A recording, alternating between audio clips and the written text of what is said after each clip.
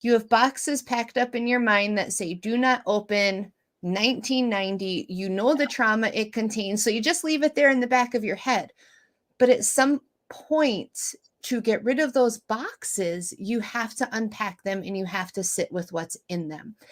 And that's hard because we don't like to feel vulnerable. That sometimes creates more stress, right? Of reliving or going through that trauma. And so I think people sometimes come and look for these homeopathic options as that magic wand, but you still have to do the self-work.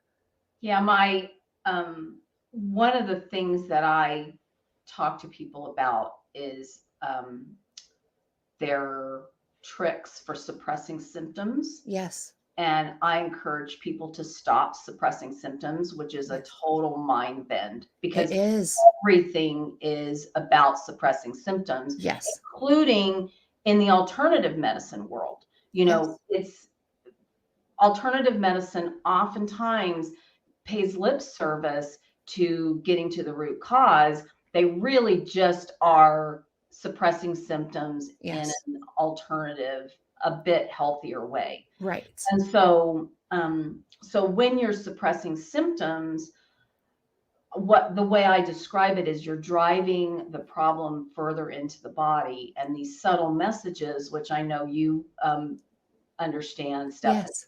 these subtle messages are harder to hear. They are. You know, Absolutely. the deeper they're buried, the harder they are to hear. Yes. And the Pandora's box Yes. analogy was a really great one. The O in Molt method is for order. And I talk a lot about Okay. clearing clutter. I And love that that. would be an example of clutter that we might not really naturally think of Yes.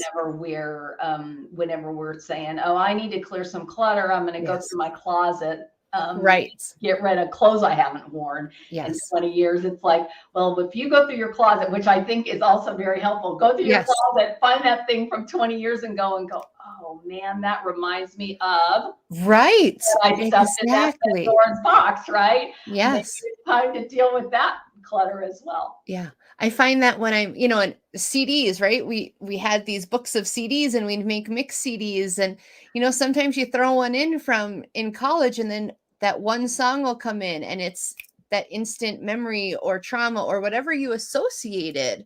And so absolutely. I think that's a great way to get people started. Yeah.